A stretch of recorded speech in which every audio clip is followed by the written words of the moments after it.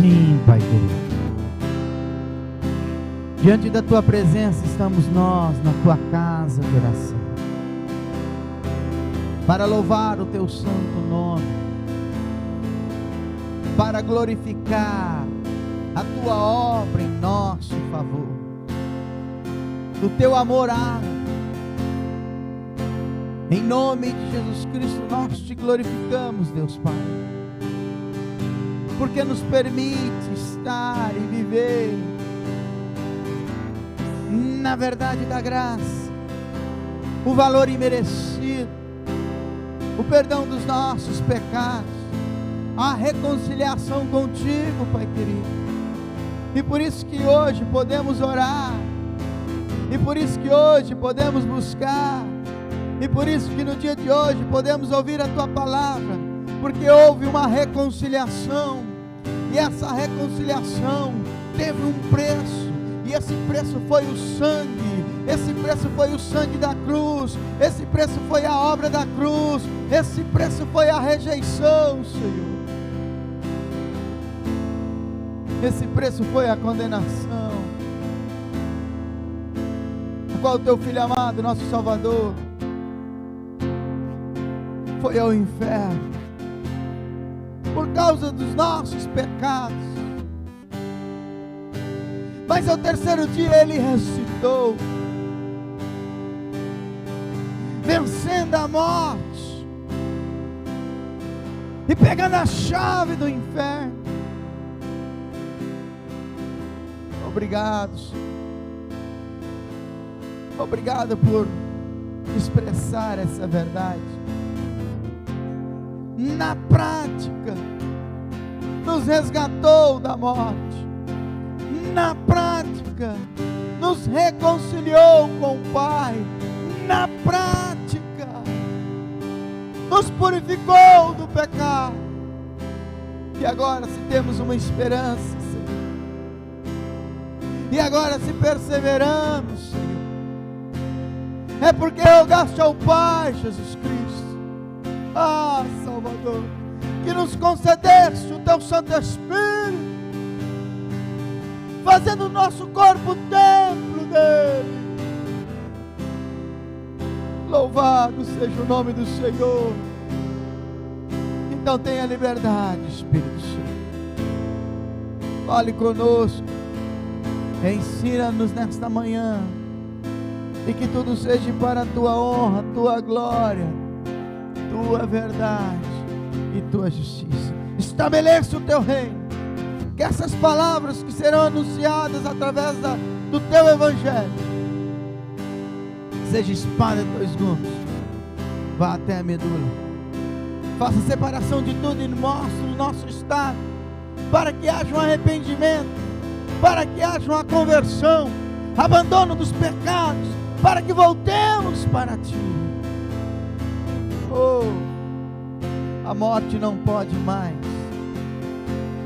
a morte não pode mais tragar aqueles que estão no Senhor Jesus Cristo, porque como Ele venceu a morte, todos que entregaram a vida para Ele e não têm vergonha dEle neste mundo, também vencerão a morte. Onde está a morte? O teu aguilhão?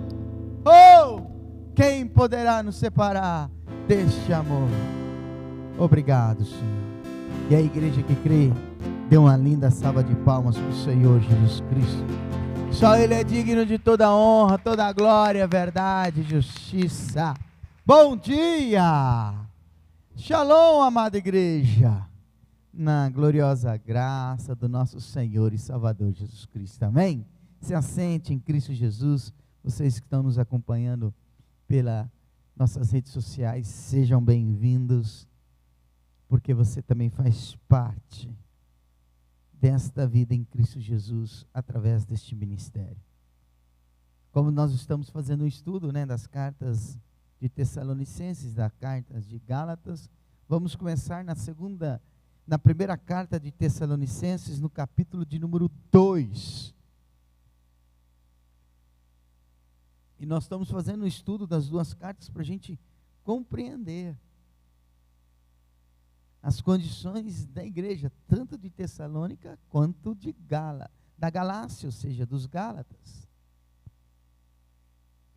E você hoje vai entender que muitas vezes o ambiente contamina. Você vai perceber isso. O ambiente contamina. Tome muito cuidado. Porque nós estamos aprendendo, ou vivemos o verdadeiro evangelho, ou podemos estar com o evangelho o quê? Falso. Então, o que diz o versículo 1 em diante, do capítulo 2 de 1 Tessalonicenses. Vocês mesmos sabem, irmãos, quão valiosa foi aquela visita que lhes fizemos. Sabem como fomos maltratados e insultados em Filipos. Porque antes de chegarmos aí, e quanto sofremos lá. Entretanto, Deus nos deu coragem para repetir com toda intrepidez a mesma mensagem a vocês, em meio a muito o quê? Luta. Assim vocês percebem que nós não estávamos pregando com quaisquer motivos falsos ou maus propósitos em mente. Não tínhamos intenção de enganá-los, porque nós falamos como mensageiros de quem? De Deus, credenciados por Ele para anunciar o quê? A verdade. Não mudamos nenhuma vírgula da sua mensagem para acomodá-la ao gosto daqueles que a ouvem, porque servimos exclusivamente a Deus, aquele que sonda os pensamentos mais profundo que dos nossos corações. Nunca procuramos em nenhuma ocasião ganhá-los com bajulação, como vocês sabem muito bem, e Deus também é testemunha que nós não estávamos fingindo ser amigos de quem? De vocês, somente por ganância, ou seja, para que nos dessem dinheiro. Olha que coisa interessante. Vamos parar um pouquinho aqui. Ou seja, Paulo mesmo disse que não pregava o evangelho por retribuição.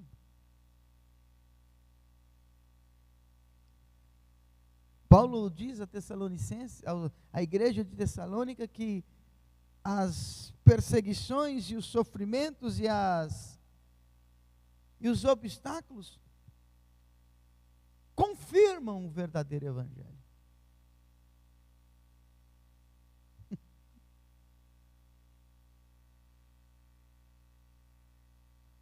Porque só se prega o verdadeiro evangelho, só consegue viver ele com excelência quando as lutas surgem. Paulo está dizendo que a marca de um evangelho verdadeiro, e é interessante que ele diz: e vocês estão aceitando o que eu estou falando a respeito de Cristo Jesus? Por causa da nossa própria vida, por causa das lutas que nós temos, por causa do sofrimento que passamos, por causa dos insultos e os maltratos que nós temos por onde anunciamos. É interessante, né? Porque Paulo quer deixar muito claro para Tessalonicenses, para a igreja de Tessalônica, para o povo de Tessalonicenses, que ele estava pregando o evangelho era por amor.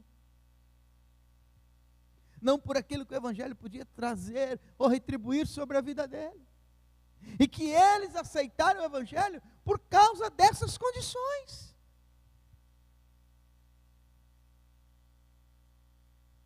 E muitas vezes nós não queremos passar por condições.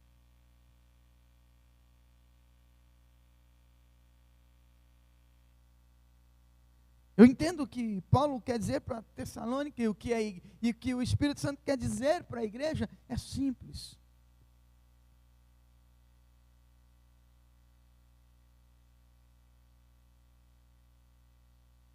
Eu prego por amor e falo a verdade. Mesmo tendo perseguições, mesmo sendo maltratados, insultados, e vocês aceitam, porque vocês sabem o que eu estou falando, se vê na minha vida. Isso é muito claro. E vocês sabem que aquilo que eu estou trazendo como ensinamento para a vida de vocês, não é tagarelice, não é falso. Não existe mau propósito. Porque o que eu falo para vocês, vocês veem na minha vida. E eu não mudei uma vírgula para agradar a ninguém. E porque eu não fiz isso, sou maltratado, sou insultado, sou perseguido.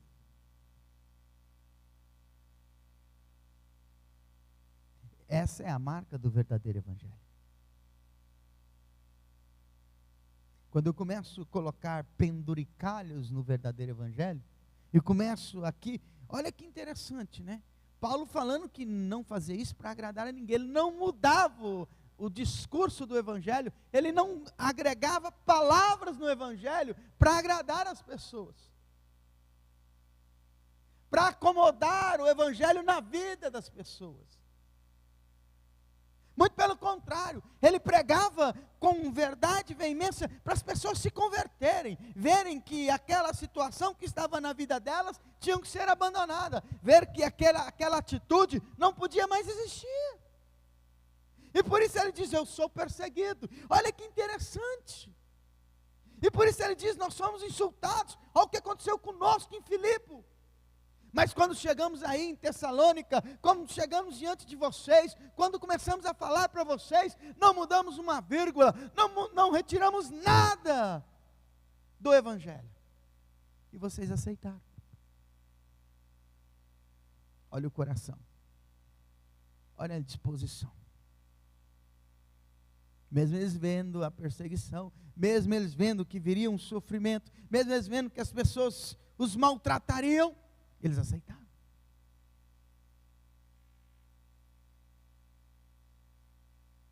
Paulo não fez puxadinho no evangelho.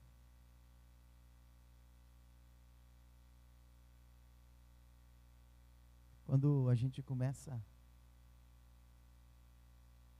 a ter discursos para trazer sorrisos para os lábios, para o rosto das pessoas, a respeito do evangelho, cuidado. Cuidado com esse falso evangelho. E aí vamos continuar. Quanto, versículo 6, ao reconhecimento humano, nunca o pedimos, nem de vocês, nem de outros. Embora como apóstolo de Cristo tivéssemos certamente direito a alguma honra da parte de vocês, não, no entanto, entre vocês éramos tão amáveis como uma mãe que alimenta o quê? E cuida dos próprios filhos. Nós amamos vocês afetuosamente, tão afetuosamente que lhe demos não só a mensagem de Deus, mas também o quê? A nossa própria vida. Então o apóstolo Paulo fala para a igreja de Tessalônica, nós não estamos aqui por ganância, por interesse próprio, por recompensa, até mesmo financeira. O verdadeiro evangelho não busca recompensa financeira. Cuidado com certas teologias que não vêm de Deus. O verdadeiro evangelho nos faz e nos leva a ter uma vida de salvação, buscar a eternidade.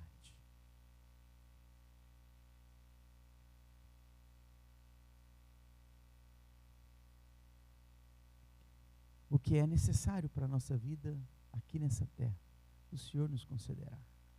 Por isso que Jesus Cristo diz, busque em primeiro lugar o reino de Deus e a sua justiça. As demais coisas serão acrescentadas. Ou seja, aquilo que é necessidade para nós, aqui nesta vida, vai ser alcançado. o que precisarmos, Ele nos concederá. Mas em primeiro lugar, o reino e a justiça. Porque os pagãos buscam tudo isso, disse o próprio Senhor Jesus Cristo. E Deus Pai sabe que vocês precisam de tudo isso. O próprio Jesus Cristo disse isso.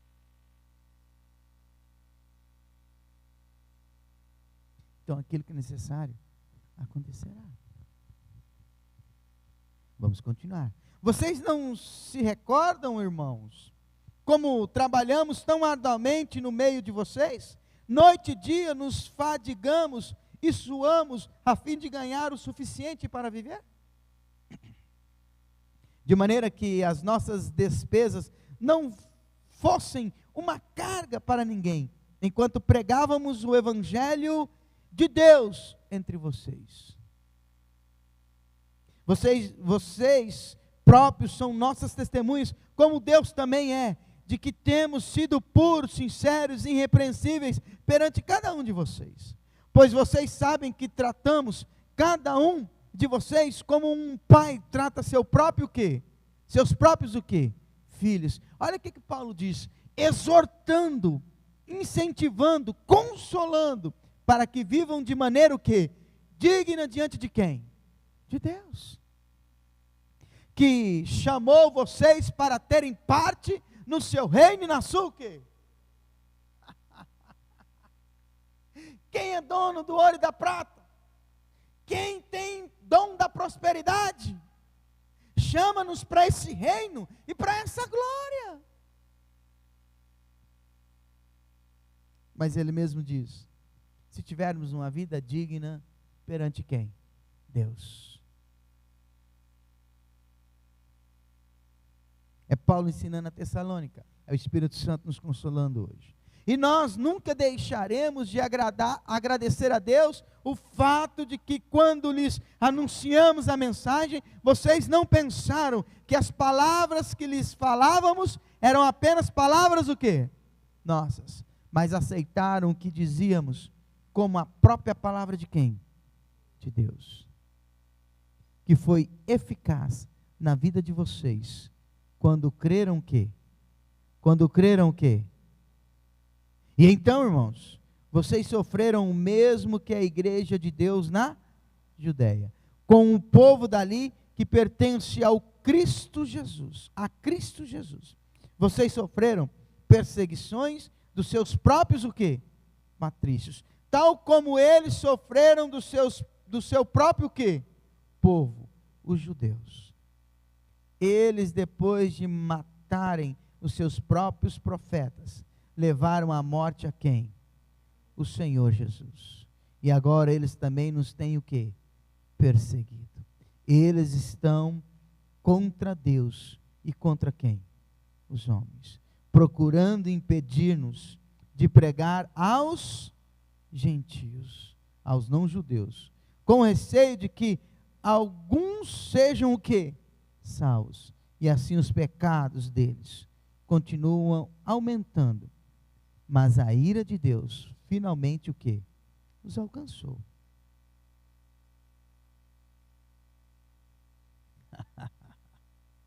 Vamos encerrar.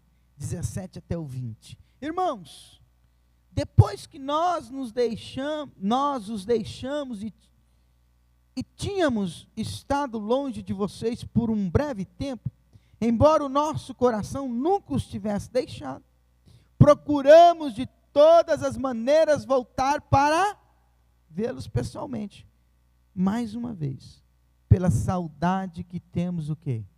De vocês. Queríamos muitíssimo ir visitá-los.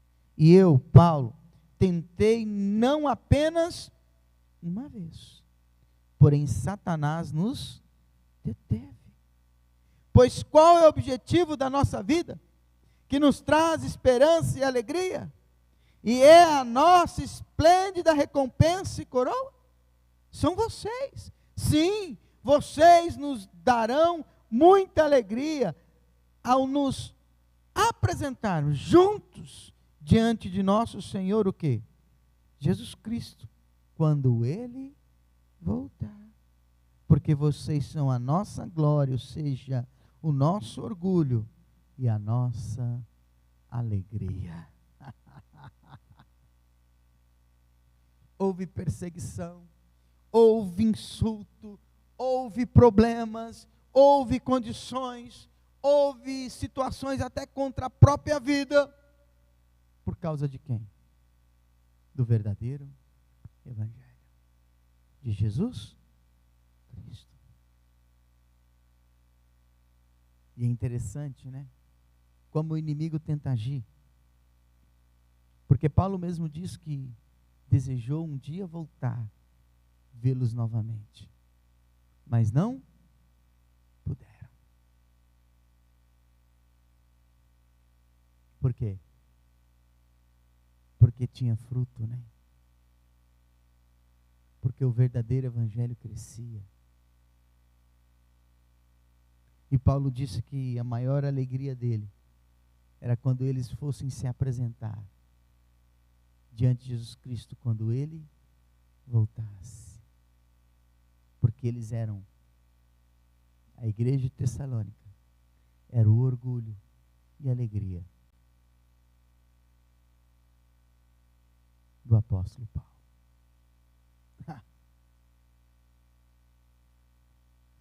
Então Paulo deixa muito claro para Tessalônica, e a palavra deixa muito claro para o nosso coração, que nós temos que nos preparar para o grande dia, para o grande e terrível dia, quando a ira do Senhor virá sobre essa terra. E Paulo se preocupou com isso, em colocar no coração da igreja de Tessalônica, aos Tessalonicenses, esse grande dia. Eles estarem dispostos para esse dia, porque tudo valia a pena.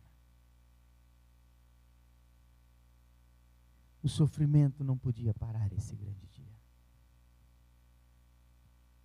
As perseguições não podiam parar a alegria desse grande dia. As tristezas na caminhada diária não podiam impedir a alegria desse grande dia. O sofrimento da vida diária que eles teriam e que os cristãos têm no dia de hoje não poderia diminuir a glória desse grande dia, o orgulho desse grande dia, a alegria desse grande dia. Não podia. Eles não tinham que olhar para nada disso. Eles não podiam paralisar a caminhada dele para esse grande dia. E é o que nós, como igreja, hoje temos que fazer. Olhar para esse grande dia. Porque é esse grande dia. Jesus Cristo preparou esse grande dia para a sua igreja. É o dia que a igreja será glorificada. É o dia que a igreja será exaltada. É o dia que o povo dele experimentará a sua própria glória. A igreja tem que sentir orgulho, porque foi para esse grande dia que Jesus Cristo veio a essa terra. E Paulo prepara o coração deste povo para esse grande dia. E diz para eles: não se preocupe com o sofrimento, não se preocupe com as perseguições, não se preocupe com os problemas. Faça o seguinte: não coloque uma vírgula no evangelho. Não acrescente nem diminua, viva ele. Porque é através desses problemas que todos verão que o verdadeiro Cristo vive em vocês. E aí, como eu disse no começo, o ambiente contamina. E aí agora nós vamos lá para a igreja de Gálatas. Vamos lá para a Galácia. E eu quero começar justamente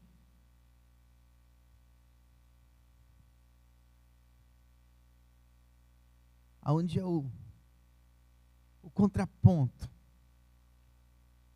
No segundo capítulo de Gálatas, o versículo 11 em diante,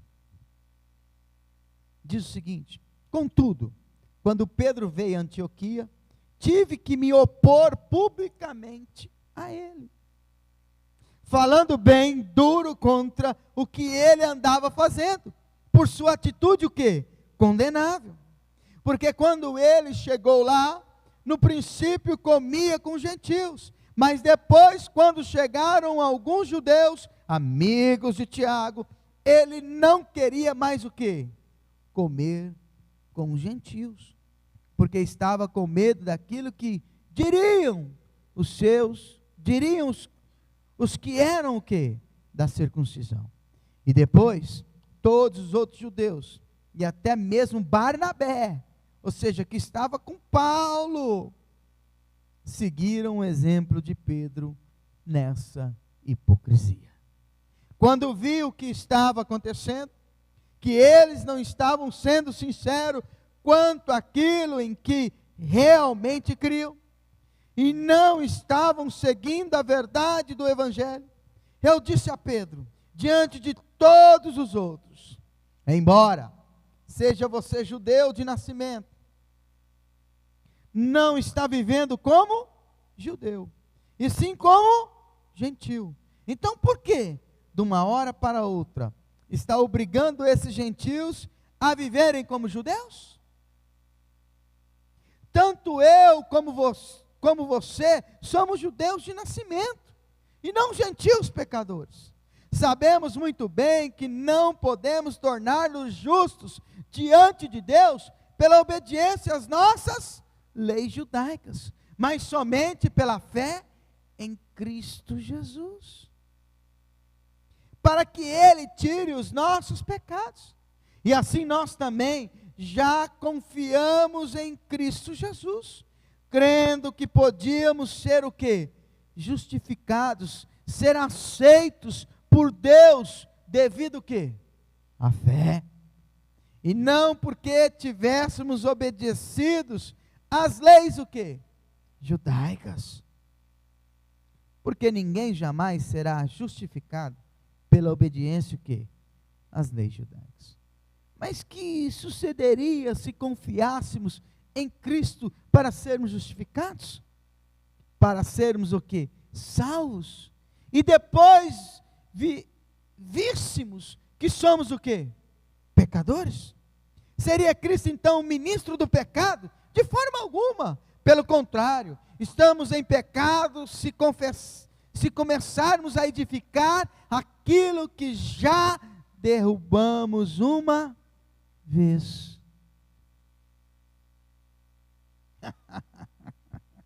Porque quanto à lei, estou morto para a lei, a fim de viver o quê?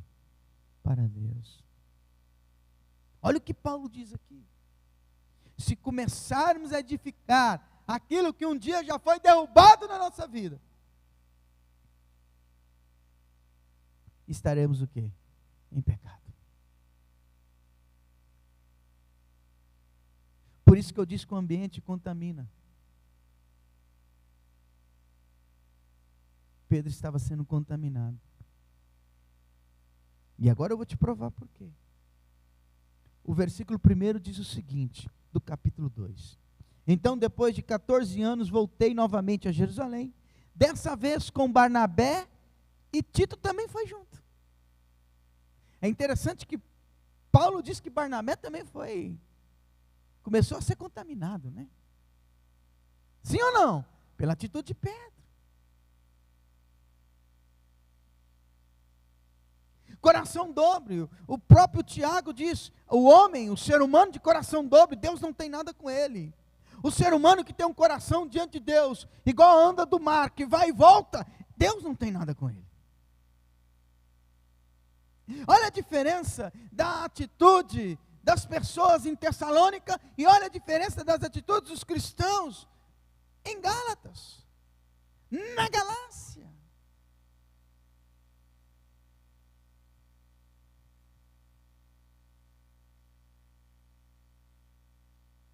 Ontem chegou um vídeo para mim de uma pessoa dizendo, pastor, esses dias estava vendo um vídeo e o vídeo diz algumas coisas, que agora vai ter o novilho vermelho, não sei o que lá.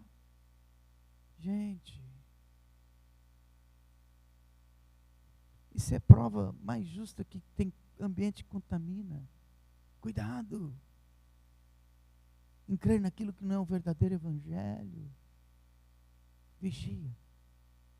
A tua alma é preciosa para Jesus, ela é eterna. E Ele resgatou com o sangue dele. Esse é o teu preço. Esse é o teu valor. Uma vida. Uma vida, o seu valor é uma vida. Uma vida se entregou por mim e por você. Esse é o nosso valor. Vamos continuar. Fui até lá devido à ordem expressa de Deus, ou seja, Paulo teve uma revelação que ele tinha que se apresentar aos apóstolos. E aí continua, para falar com os irmãos a respeito do evangelho que eu estava anunciando aos gentios. Falei particularmente aos líderes da igreja, para que todos eles entendessem claramente aquilo que eu estava, o quê? Ensinando. Eu não queria que o trabalho que estava fazendo fosse um trabalho que perdido. E eles concordaram, nem ao menos exigiram que Tito, meu companheiro, se circundasse, embora se circuncidasse, embora ele fosse o quê? Grego. Embora ele fosse o quê? Embora ele fosse o quê? E o que Pedro estava fazendo depois? O que Pedro estava fazendo no meio dos Gálatas depois? Exigindo que eles fossem o quê? Mas antes Pedro comia junto com eles. Mas vamos continuar. Essa questão não teria surgido se não fosse por alguns que diziam irmãos, na realidade falsos irmãos, que se infiltraram em nosso meio para nos espionar e ver que espécie de liberdade gozávamos em Cristo Jesus. Eles procuravam fazer com que nos tornássemos o quê? Escravos novamente. Assim não prestamos atenção a eles, nem por um momento, pois queríamos que o verdadeiro evangelho permanecesse com vocês. E os grandes líderes da igreja que estavam presentes lá, nada tiveram a acrescentar aquilo que eu,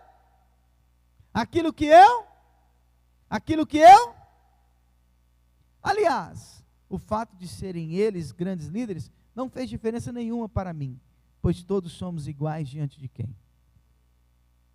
Eles imporam alguma coisa? Obrigaram Paulo a fazer alguma coisa? Então Paulo, por revelação de Deus, apresentou os apóstolos, amém? A Pedro, Tiago e João, que depois ele chama Pedro, Tiago e João de colunas da igreja, colunas do evangelho.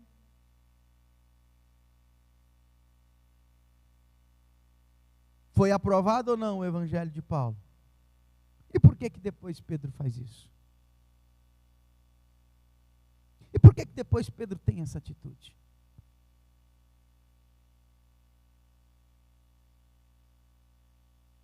E por que agora Pedro estava querendo colocar vírgulas no evangelho?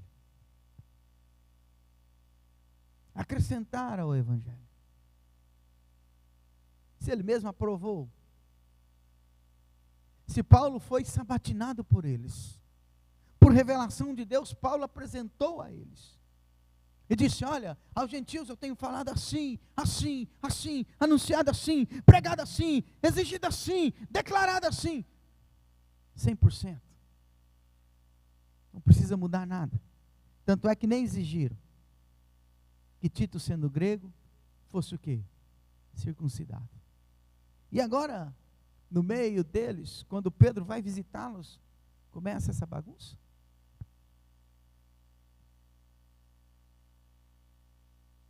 Mas vamos lá, para o finalmente. Aí é onde que Paulo diz o seguinte, para Pedro e para todos, eu já fui o quê? Crucificado com Cristo. Eu próprio não vivo mais, e sim é Cristo que vive o quê? Em mim. E a vida genuína que tenho agora, dentro deste corpo, é resultado da minha fé onde? No Filho de Deus, o qual me amou e a si mesmo se entregou por mim. Não sou daqueles que consideram sem sentido a graça de Deus. Se pudéssemos ser justificados pela guarda das leis judaicas, então não haveria nenhuma necessidade de Cristo morrer.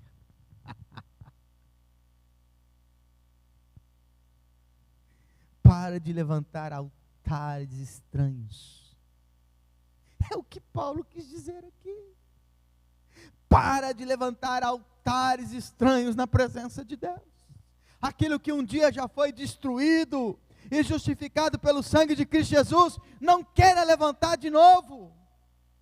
Aquilo que um dia foi arrancado da nossa vida, não queira trazer de novo.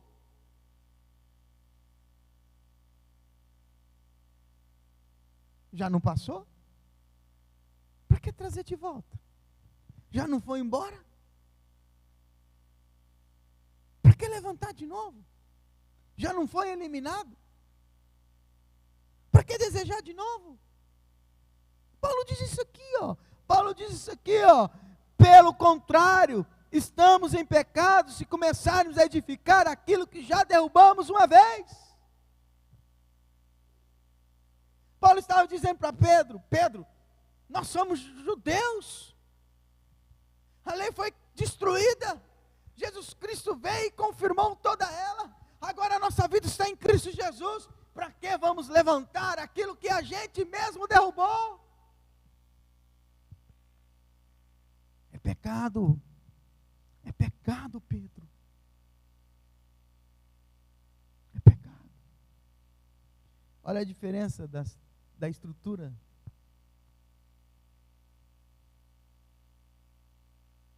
De Tessalônica e de Gálatas. Olha a diferença da estrutura dos cristãos de Tessalônica e da estrutura dos cristãos de Gálatas. As atitudes de Tessalônica traziam alegria para o apóstolo Paulo, a ponto dele dizer: vocês são a minha alegria, vocês são o meu orgulho.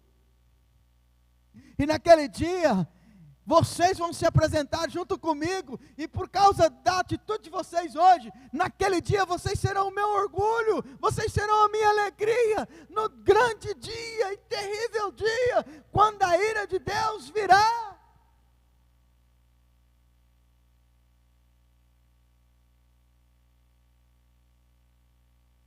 E já para a igreja de Gálatas, em conformidade e na presença de Pedro, olha Barnabé. Barnabé mudou o coração na hora. Barnabé queria voltar de novo a restaurar um altar que um dia Jesus Cristo destruiu. Pecado. Tem coisas que Jesus Cristo já destruiu da nossa vida. Para que levantar de novo? Para que restaurar de novo? Para que reconstruir de novo? Pecado. Aí Paulo solta uma frase, um discernimento que eu amo. Não vivo mais eu não, esqueça. É Cristo que vive em mim, porque Ele que vive em mim, esqueça. Porque eu já fui crucificado para tudo isso.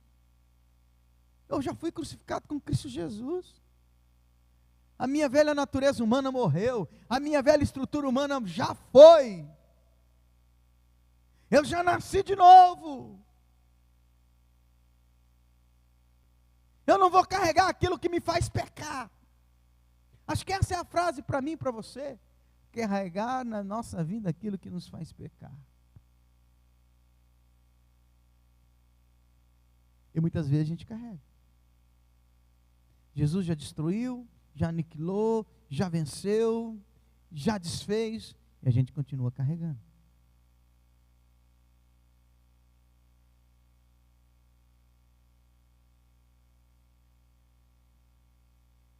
O evangelho contaminado faz a gente ter essas disposições, sabia? Uma hora estamos,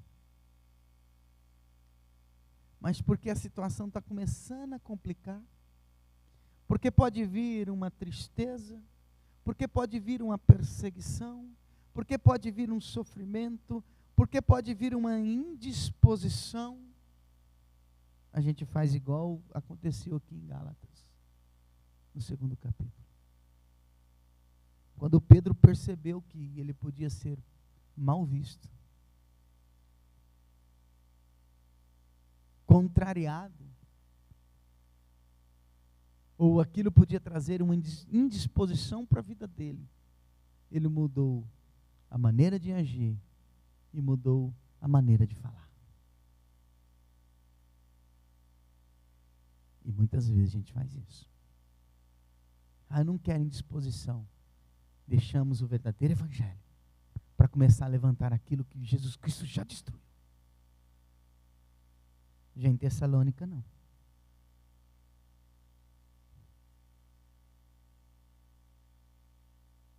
Eles sabiam que as perseguições, os sofrimentos, a indisposição fazia parte da vida daquele que quer falar e viver o verdadeiro evangelho. Da pessoa que não tem preguiça de olhar para a cara feia. Que não tem preguiça de ser maltratado. Que não tem preguiça de ser perseguido. Que chegue à ponta mesmo, não só por palavras, mas por atitudes. Foi que o apóstolo Paulo mostrou o que Tessalonicenses viviam.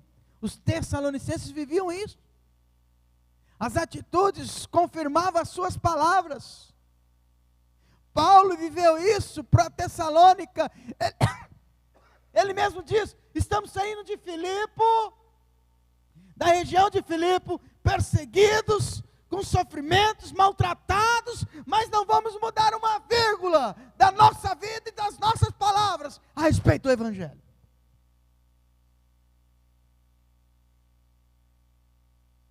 E muitas vezes a gente faz acordo. E muitas vezes a gente muda o ritmo. Muitas vezes dentro da igreja somos um leão. Lá fora, quando vem a primeira indisposição, se tornamos nem gatinhos. Nem sei o que se tornamos. Porque até gato, quando é ofendido, se defende ou não? Defende ou não defende? Não taca a unha na cara ou não? Arranha ou não arranha? Então nem sei o que somos.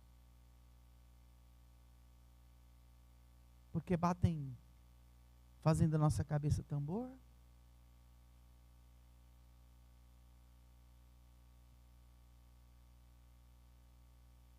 Zombam de nós. A gente não faz nada. Ainda concorda. Não, está certo. É verdade, acho que você está certo. Eu fui um pouco radical. E eu quero encerrar dizendo que o que me chama a atenção também, nesses dois textos, principalmente no texto de Tessalônica, nessas duas verdades, e aqui nós estamos fazendo comparação entre duas igrejas, amém? E duas igrejas pertenciam a quem? A Cristo Jesus, sim ou não? Ao corpo de Cristo, sim ou não, amado? Idênticas, né?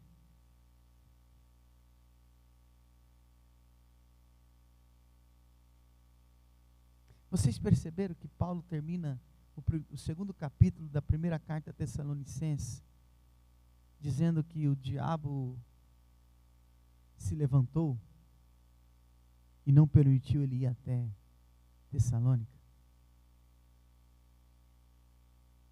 Por que será, né?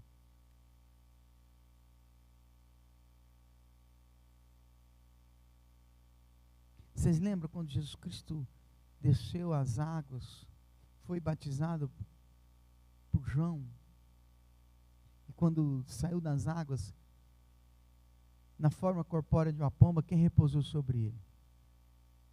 E para onde ele foi? E quem estava lá? Ele foi fazer o que lá? Opor contra Jesus Cristo, sim ou não? Sim ou não? Por quê? Porque sabia que Jesus Cristo seria a videira frutífera. Que ele cumpriria todo o propósito que Deus tinha para a vida dele. Você acha por que o diabo se opôs ao segundo retorno, a mais um retorno do apóstolo Paulo a Tessalônica? Porque ele sabia que a igreja de Tessalônica dava fruto. O que eu quero dizer com isso para a nossa vida? Se o diabo não está se levantando, impondo contra nós, tem alguma coisa errada. Entenda isso. Se o inimigo não quer tirar a nossa paz, tem algum problema aí. As coisas não estão certas.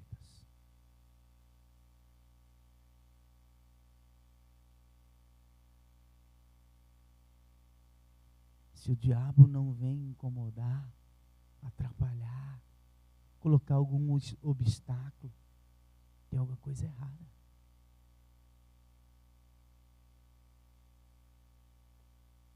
Parece que a igreja de Gálatas não vivia isso, né? Muito pelo contrário, Paulo estava lá combatendo as estruturas mentirosas, enganosas do falso evangelho.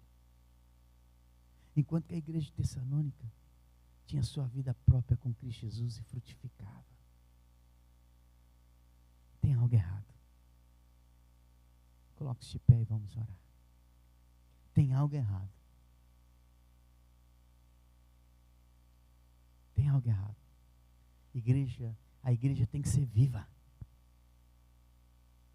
A igreja tem que ser edificante. Quem faz a igreja são os membros. Quem faz a igreja, o corpo da igreja, é aqueles que estão nela.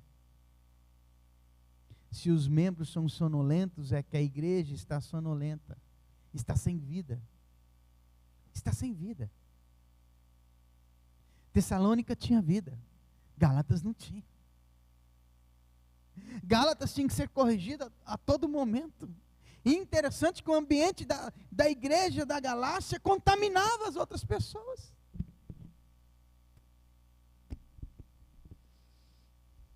Já a igreja de Tessalônica, os tessalonicenses, estavam caminhando para a vida eterna. Eles estavam preocupados com a eternidade. A mesma coisa que Paulo disse para Gálatas, disse para Tessalônica. Paulo disse para Tessalônica: vocês estão preparados para encontrar Cristo?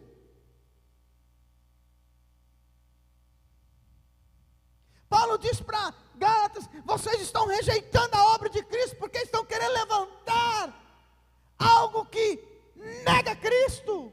Estão querendo trazer de volta para a vida de vocês aquilo que nega Cristo. Enquanto Tessalônica estava caminhando, olha, o meu orgulho, a minha alegria é que um dia estaremos juntos lá, e vocês irão comigo para a eternidade.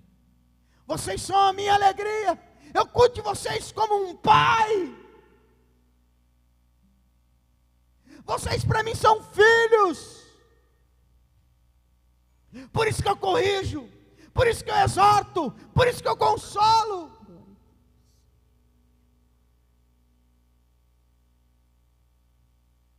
Aí eu encerro perguntando para mim e para você: será que o Pai tem visto a gente como filhos? Tem se preocupado em nos consolar e nos corrigir?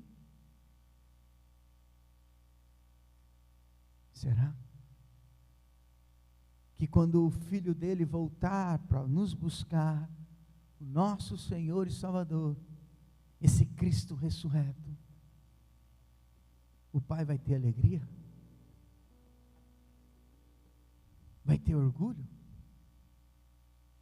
Porque vamos nos apresentar e sermos aprovados? Não porque merecemos, mas porque confiamos naquele que nos resgatou e nos fez de novo ser filhos de Deus? A nossa vida realmente está intrínseca em Cristo Jesus? A nossa vida realmente está igual à vida? Paulo teve que pegar e dar uma correção para Gálatas, dizendo: eu já morri. Se vocês querem viver essa vida aí, problema é de vocês. Eu com Cristo estou crucificado. Eu não vou levantar essa idolatria, esse altar na minha vida, estranho não. Eu não vou construir aquilo que um dia Jesus Cristo destruiu da minha vida, não. Eu já morri, para mim já foi.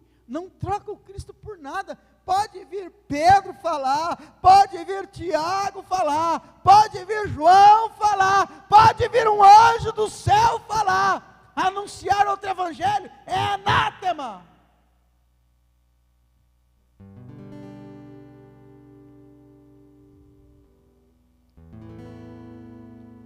Enquanto que para a igreja de Tessalônica,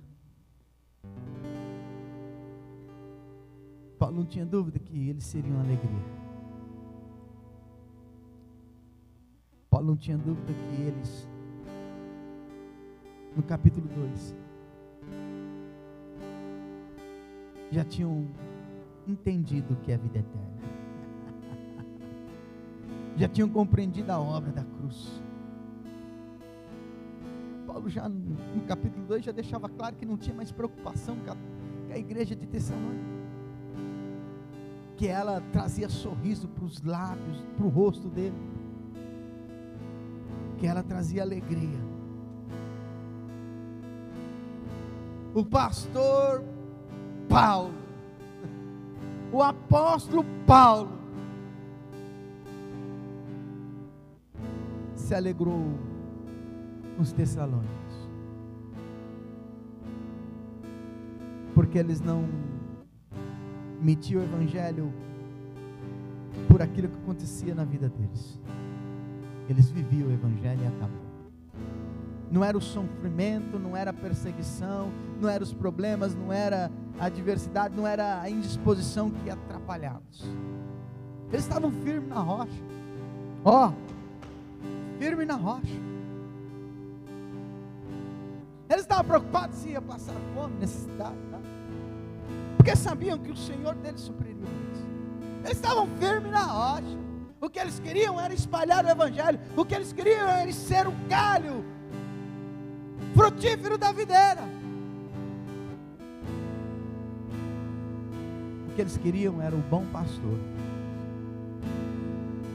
Pai querido, nós te glorificamos nesta manhã e te agradecemos por mais esse dia e por esta palavra que o Senhor nos permitiu ter acesso e contato no dia de hoje. Eu te agradeço, Senhor, pelas tuas maravilhas. Eu te glorifico, Senhor, porque o teu amor nos alcançou, a tua graça nos foi revelada. Mas algo eu peço para o Senhor agora, nesta oração, em unidade com aqueles que creem. Nos faça valorizar tudo que o Senhor fez por nós. Nos faça dar o devido valor, como um tesouro precioso, incorruptível. Nos faça entender o porquê dessa obra gloriosa, e que possamos a partir de hoje estar firmes e fortes na rocha que é o teu Filho amado, nosso Salvador, o nosso Messias, o Cristo Jesus ressurreto. Oh Pai, como tu és lindo. Fale conosco, porque o Senhor tem uma grande obra para realizar no nosso meio. Continua nos consolando, nos corrigindo, nos exortando, porque o Senhor tem uma grande obra para realizar no nosso meio. E aqueles que querem essa obra, permita-se apresentar diante de Ti. Permita ser consolado por aquilo que o Senhor nos ensinou no dia de hoje. Que tudo seja para a tua honra, a tua glória, a tua verdade e justiça. Obrigado por mais esse domingo. Obrigado por um dia de celebração na tua presença. Obrigado pela verdade do Senhor ser declarada, que ela seja espada de dois gumes, e que jamais levantemos de novo o que o Senhor um dia já destruiu. Que jamais, Senhor, teremos, que jamais possamos ter esse coração dobre, de duplo ânimo, Senhor. Que possamos ter uma vida que alegre o Senhor, uma vida que alegre tanto o Senhor, que o Senhor não tem dúvida quando voltar, que nos apresentaremos diante do Senhor e seremos aprovados, que possamos todos os dias alegrar o teu coração, Senhor, que possamos todos os dias te alegrar, Senhor, com as nossas atitudes e palavras aqui nessa terra, vivendo já o teu reino, buscando a tua justiça, praticando ela